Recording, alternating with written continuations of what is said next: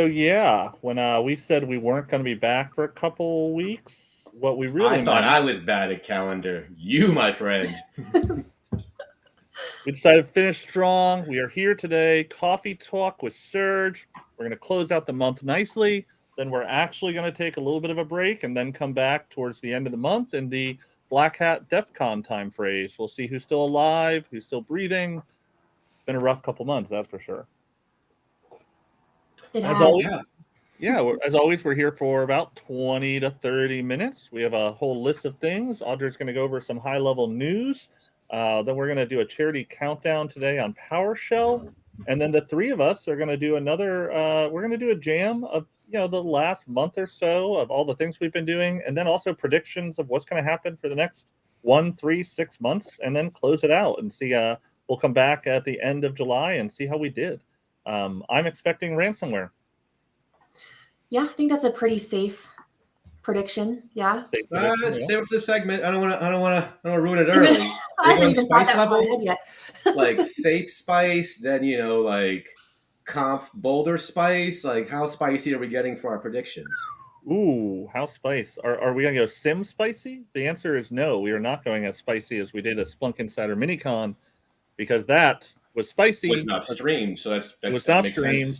It was Chatham House. Everyone took a COVID test to get in the door. It's very confusing. Same. Different. Same. Still same. Different. Audra, what do we have? What do we have for the news for the last 2 weeks or so?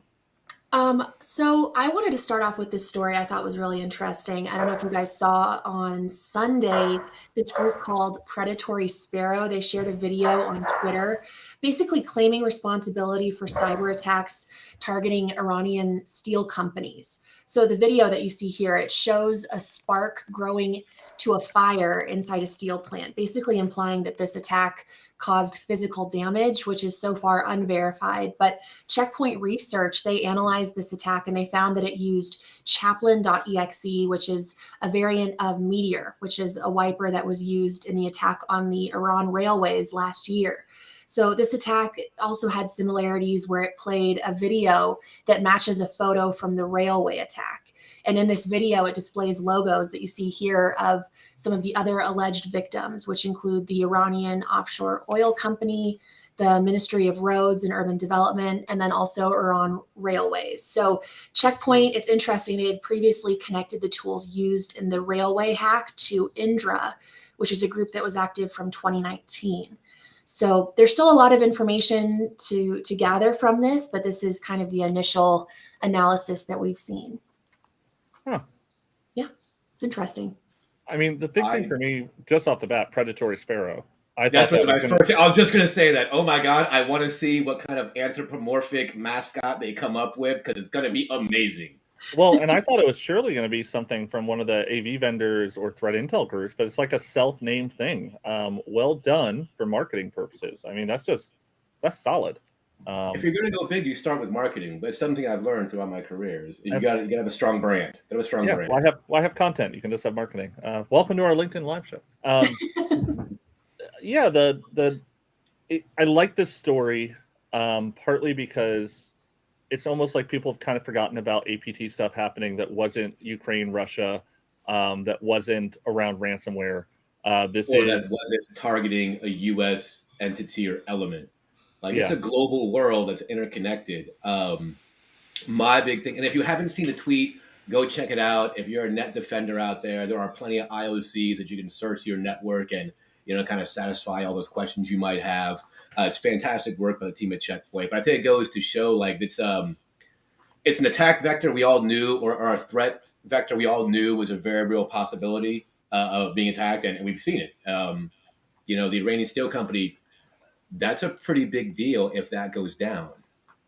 Well, what I thought was interesting too is there was some skepticism at first. Was this a hack that actually caused physical damage, right? Because that's different than just hacking into CCTV, right? If you happen to hack into CCTV and you witness an accident, could you claim responsibility for it? Those were some of the skeptical takes I saw on Twitter when this first came out. Am I on LinkedIn or am I in real life? Well, it's an interesting thing, so I'm definitely gonna, continue to follow this and see what else comes out of it. But another I interesting. mean, the one thing I'll pull on that a little bit more, Audra, like they declare themselves. Checkpoint is an Israeli company. Like the traditional APT groups that are kind of going against each other, there are often Iranian and Israeli, not exclusively. But we have no attribution, like no clue who this is. Like when you start doing your diamond model of victors, victims, infrastructure. Yeah, that capability is just a really big question mark. I believe it's a Santa hat with Sergio's face. It says Yeah, just believe. Sergio smiling in the corner. I find this one. I think we're going to want to talk about this more in the future, just because it's like this is APT. Like you can start pulling threads here. Interesting, like targeting a steel factory. Right, steel is used for weapons. It's also used for nuclear refinery capabilities. All sorts of aspects there. Like how far up like Supply the chain. supply chain, like the physical supply chain, are we going here? Is this just a target of opportunity? These are the sort of things that, like, this is why I got into cyber. So I loved when you pulled this story, because there's so much here political like this is the perfect example of cyber is the weapon, but the person behind the trigger, God only knows, like we're not going to find that out for years or days. I mean, if we do it all. If we I do it think that all. the geopolitical impact, or the potential geopolitical impact of this, if there was, definite attribution, could be amazing. Or not like amazing in a real dystopian way, but hey, here we are. But yeah, I'm curious. This is a thread we're definitely going to kind of follow and see what happens moving forward with it. Yeah, I definitely recommend. Checkpoint has a paper research that they released back in last year with the railway hack about Indra, or about like the IOCs, and it's Right. also in their tweet also, so something to check out. So anyway, moving on, Killnet, which is a Russia-affiliated hacker group, they launched DDoS attacks this week to take down several Lithuanian government websites, and this was in response to EU sanctions against Russia. So Killnet, they actually released a video on their Telegram account demanding Lithuania allow the transit of goods to Kaliningrad, which is located between Lithuania and Poland, both EU members. So interesting to see this. So far we've only seen really DDoS and wiper attacks related to the war in Ukraine. So I'm curious to see if that's how it remains, or if it'll escalate at some point. This is another one. I mean, this one a little bit more. This is not one. No, this is they obviously need a marketing team and a Killnet. Are you serious? What kind of 80s video game are we playing here? That is a horrible name. Double Dragon was already taken and trademarked. So it's true. It's true. Yeah, we'll see what happens with that one. But it was interesting to see, the impact of that. And I'm still not clear on the total impact with the websites that are down. Because with DDoS, that was, an argument, I guess, earlier this year. Do you remember that? Where there was a lot of, controversy over, is it an attack, or is it just a, availability versus CIA aspect of it.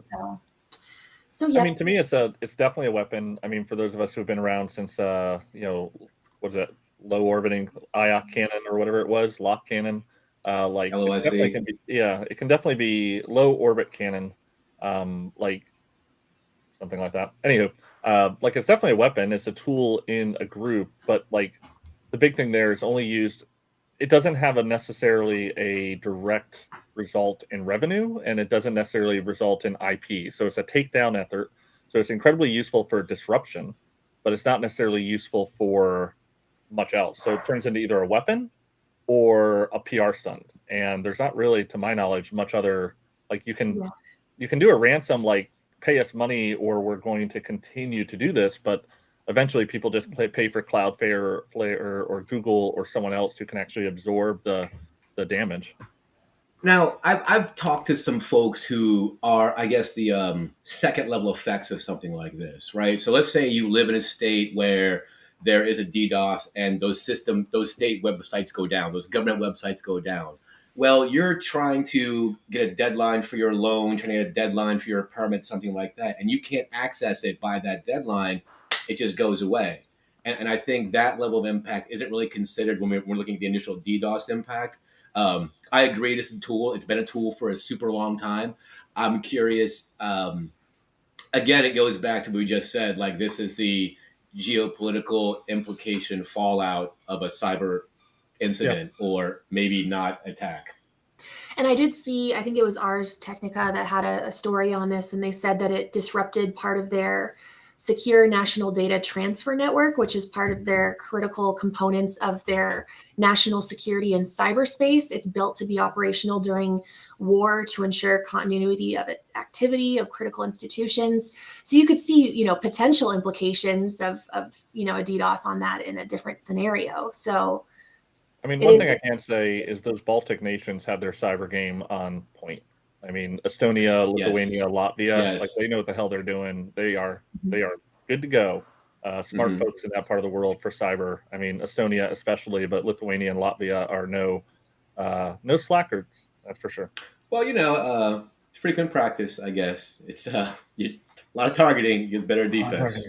Yes, learn by doing. All right, so I think we're going to start doing a regular segment now of Ransomware Roundup. Is the plan? Mick suggested it, and it feels like we just... I feel like, let us know in the comments if you think we should. We talk about ransomware every episode, and we act like it's a new thing. I don't think it is. We talk about it all the time. So let's do a special, like, the Ransomware Roundup, and Audra can do little finger guns and tell us about all the shootings that are going on. Yeah, this is not the Baltimore local news. This is a different kind. In my opinion, this is the most interesting story to me because I'm curious to see the implications of this. So LockBit, they announced the release of LockBit 3.0 on Sunday with the message, "Make ransomware great again." This is a tweet from VX Underground. So basically, they introduced some new options here, which I think is really interesting. So victims can pay to destroy or download their data, or they can pay to postpone the leak of their data. And the price to do this decreases over time. So basically, the longer you wait, the lower the price is, and the higher the likelihood of a threat actor, like a third party, downloading the data instead of you. So that's a different technique that I have not seen yet. And then also, that's not all. They also introduced a bug bounty program. This is the first I've heard of any ransomware group basically paying researchers who disclose bugs. They have rewards from $1,000 to $1 million. And they're also offering bounties for anyone that has good ideas to improve their operation. And another thing I saw is their affiliate manager. He's called LockBit Sup on some of the forums. Now LockBit is offering $1 million reward for anyone who can name this person, LockBit Sup. So there's another incentive to... I find this fascinating. We talked about this briefly. Shannon Davis's work on ransomware. He just wrote a blog post a couple weeks ago for Splunk based off the ransomware work he'd been doing, where we discussed specifically that like LockBit was advertising. And I had an interview a couple weeks ago with RSA, I think with the Register, where we talked about this. And like the background of it for me is like what's fascinating is this means that like we all know that ransomware as a service was a business. We'd all heard about 24-hour support, but like at some point they pivoted and said like our pipeline for sales is low. We need to increase revenue. We are going to start marketing ourselves better. And so they did so with like comparative analysis and feature by feature comparison. I mean, short of having like a logo slide where they show all the logos they've acquired, like it's a direct sales play. Thank you, Joshua Wilson. Low orbit ion cannon. I had all the words, but not all together. So 2 points for Joshua. So this concept that they're advertising, and now that they're doing bug bounties that are legitimately good money, like that is solid. Yeah, it could be a way to recruit affiliates too, right? I mean, you don't need affiliates. You've got, random bug crowdsource bug hunters that are going to be out there kind of chasing stuff around. I think this goes to show that when we talk about ransomware is a business, it's not. I think it's more than a business. It's beyond that. It's an economy. It is an entire infrastructure that is growing and self-sustaining by itself. Yes, like our producer Drew says, it is a vibe.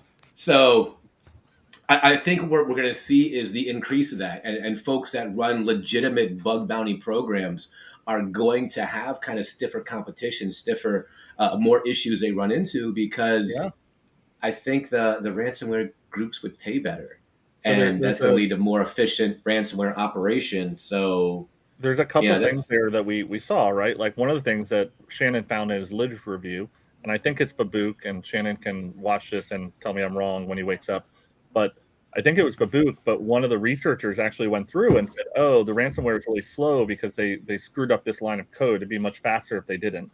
And then the next version of Babook, they actually fixed it, and in the source code called the guy out like with credit, saying like, hey, great job there.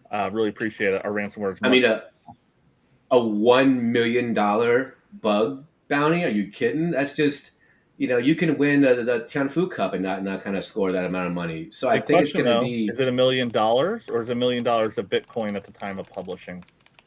I'd kind of be okay with either, as long as it's a million somethings. Million somethings. Okay.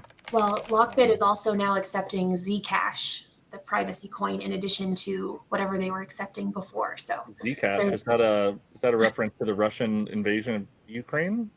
I think that was around before that. Okay. I think it's been around for a while. I've never used it, but it's really unfortunate branding. Again,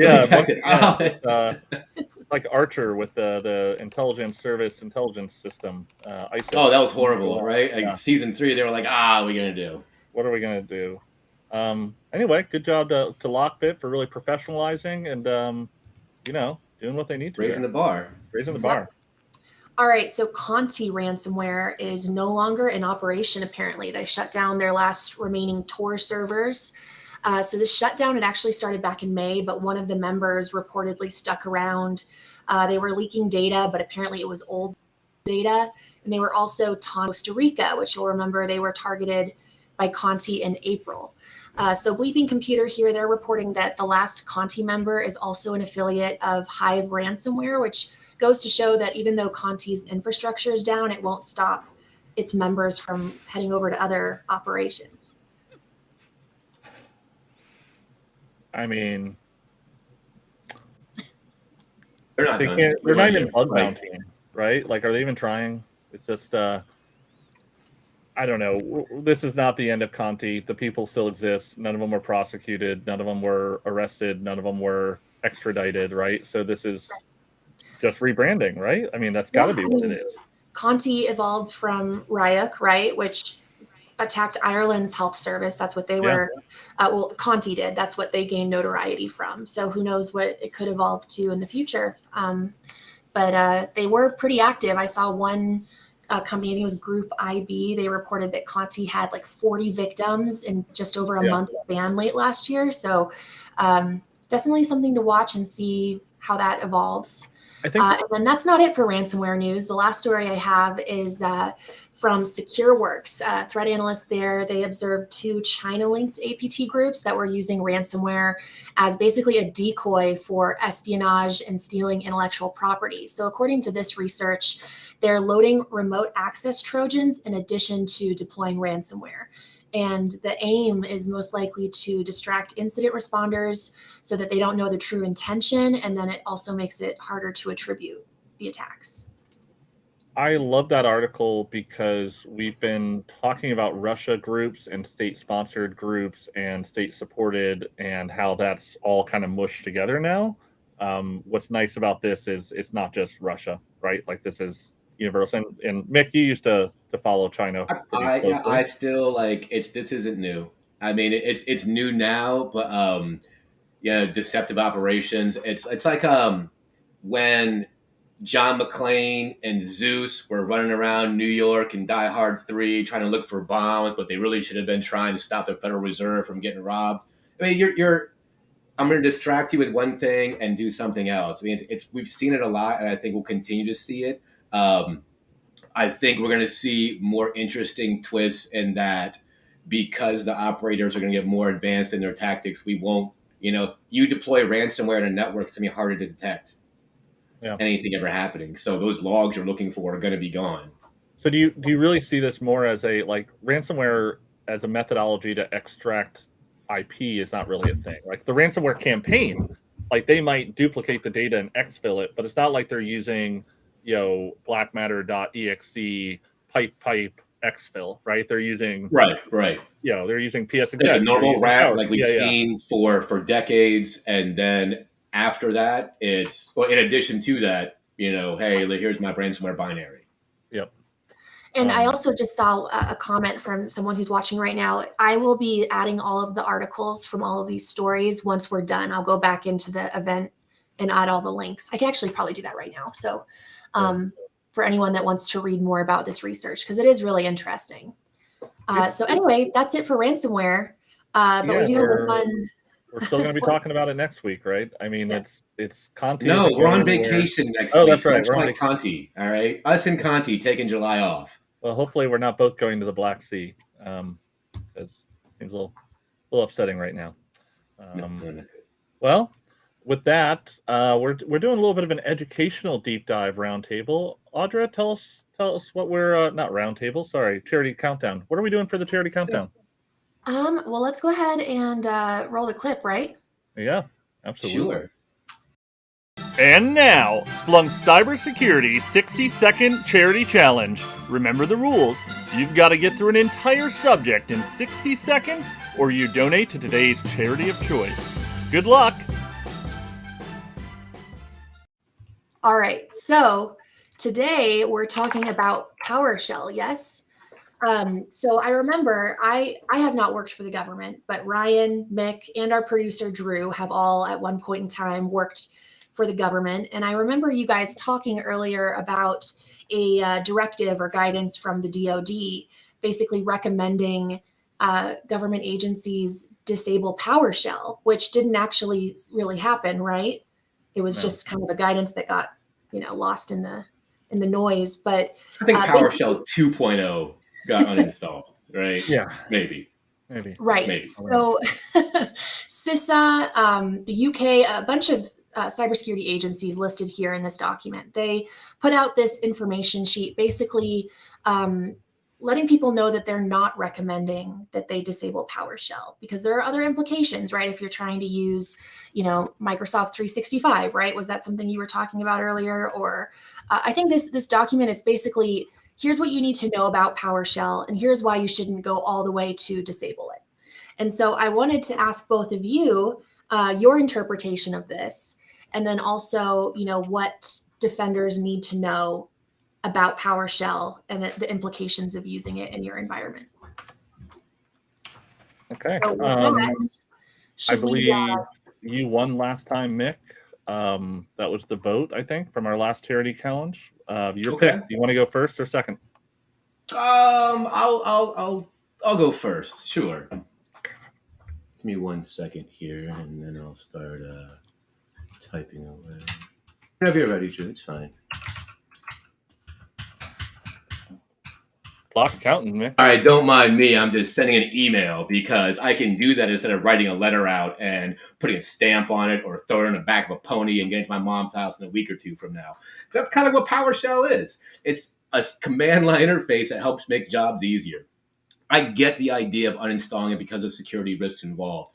Just like the idea of me just sending an email right now was a bad idea. But anything bad can happen. It's what you do with the tool. We're going to stop using chainsaws and shut down the logging industry because it'll take too long to not use them.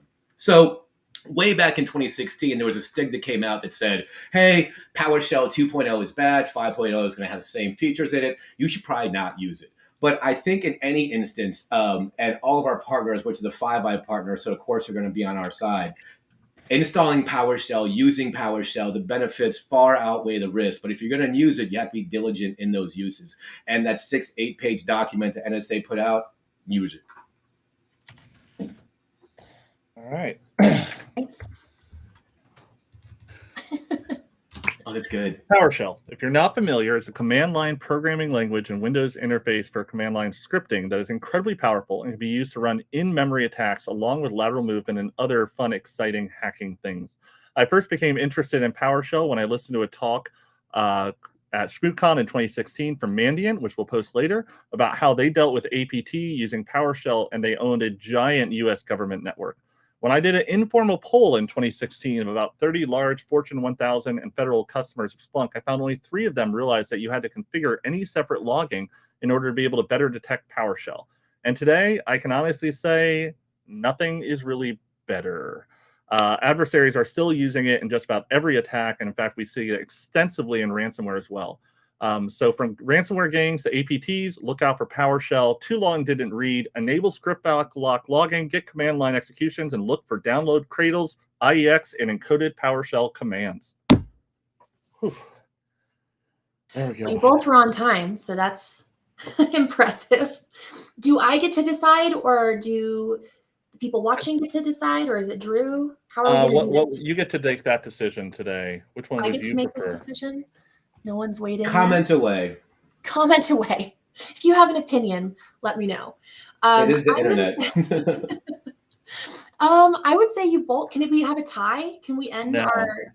No, this is not this is not it's middle the school. Summer of love. It can be a tie. All right, we have the same shirt on. I got the memo. Audra did not get the memo. What is up with this? No one told me we're wearing the wombat shirt.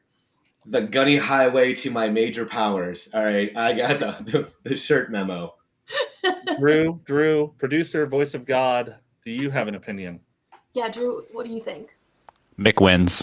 Mick wins. All right. I'm just seeing a constant bias here, Drew. Why don't you go away for 5 months and rethink your life? Can do. We are, Ryan, Rohit, thank you. Obviously, the people have spoken. Drew doesn't count. So we're good to go. But no matter what, I think we're both donating. Drew, you matter. Who are we donating to, Audra? So today, the charity we're donating to is called the Ukraine Crisis Relief Fund, and Splunk is matching all donations right now for this. It supports humanitarian assistance in Ukraine and the surrounding regions where refugees have fled. And so it's obviously a very important charity right now. So that's what we chose this week. There we go. And yeah, so I guess now we're pivoting to predictions. Is that? Yeah, let's do a quick recap and then do some predictions. So we had a very busy 3 weeks or so, 3 or 4 weeks. We went to RSA. We talked about that. We had .conf. Mick led the Splunk Insider Minicon, and if you look over his right tattooed elbow, you can see the signed poster that is we thought was going to be a meter by a meter. I was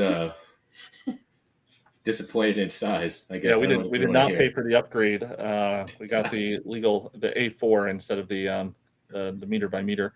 So quick recap. Drew, I think we have a couple photos that we can show here. Why don't you go over those and we'll talk about what they were. So this was the RSA booth. Audra, you spent a whole bunch of time there. First conference in a booth. Thoughts?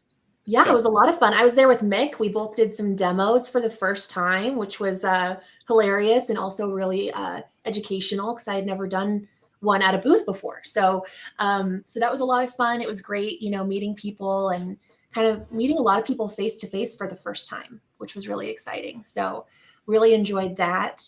RSA was a good time, I think.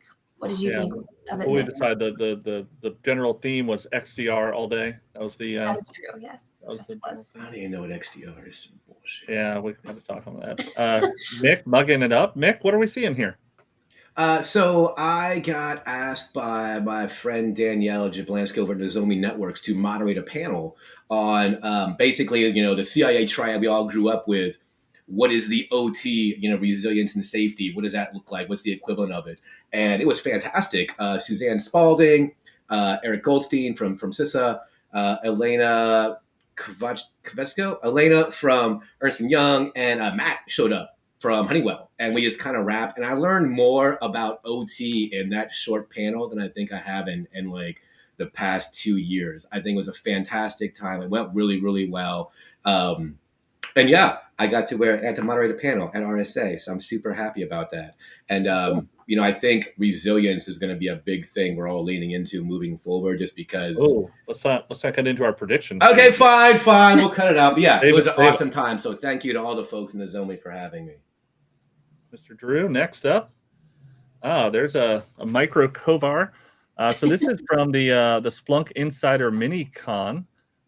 David Barnes was at a panel at .conf. No, it was a special panel hosted at Nozomi during RSA. But this was at .conf. Well, technically it was the pre-stage for .conf. So we've talked about this a little bit. Mick hosted and led a conference called Splunk Insider Minicon, invite only at .conf, something we're hoping to do more in the future. It was a security conference at Splunk rather than a Splunk conference with security. So we had some phenomenal guest speakers, Juan from SentinelOne. Who else do we have, Joe Mick? It was Slowick your from show. Gigamon. We had John DiMaggio from Analyst One. Nina Ali came down. Even you, Tony Iacobelli did a fantastic job. Shannon came and spoke. It was an amazing day. I thought it was really, really good. See, we're still seeing the same photo. Not sure what to do there. We'll figure this out. Maybe Drew, you have to stop and reload. Oh, there's Buttercup. We'll just kind of move off of the photos, I guess, just in case they're not working for people. So overall, we did Conf, we did Tech Summit, which was an internal thing. It was a long couple weeks. And like I said, we're taking a break for a bit. We're over time. So why don't we all do a single big prediction for the next month or so or further? Mick, since you've already splashed it out. Just one. You want super spicy or not very spicy? Let's go for two chilies ordered by me at a Lotus of Siam restaurant. Okay. I think you are going to. Okay, so rule number one: none of us can pick like the obvious massive incident that's going to happen on 4th of July because it happens every year, right? That being said, 4th of July and Christmas are there. I think you are going to have a really, really big PII leak in the next month or so that will be used politically. It's very specific. Very specific. Audra, your thoughts? Well, going back to the LockBit story, I think, now that they have LockBit 3.0, it might be part of their strategy to ramp up attacks, right? They're probably in this testing phase to see how victims are going to respond with these new strategies of maybe bringing in outside threat actors to also, ramp up the pressure to pay early before someone else does. So I anticipate, seeing a lot more of LockBit. They're already one of the most, prevalent ransomware groups. And I'm also interested to see how LockBit 3.0 compares to 2.0 because, Shannon Davis, a member of Surge, tested out all the encryption speeds. And I'm pretty sure he'll probably, be looking at LockBit 3.0 at some point to see. If anyone gets a sample, send it on over to us. Yeah, that's my prediction. We know a guy. We all know the same guy. I'm actually going the reverse way, Audra. I actually think, I guess not technically reverse. Based on the previous couple months or years, it feels like ransomware incidents, and maybe this is a research project for us, it feels like there is a slump in the summer as people start taking vacations. So I predict that in the next 2 months, we'll actually see less ransomware events. I'm going to be horribly wrong or horribly right. But I think August especially will be a little bit relaxing for some of the ransomware gangs. Maybe we'll have a spike in the beginning of July, especially around July 4th weekend. I know I'm not going to leave the computer just because I tend to have to stay there for Christmas and 4th of July. That's my thoughts. We are over time. I apologize. We usually do 25 to 30 minutes, but very exciting couple 30 minutes here.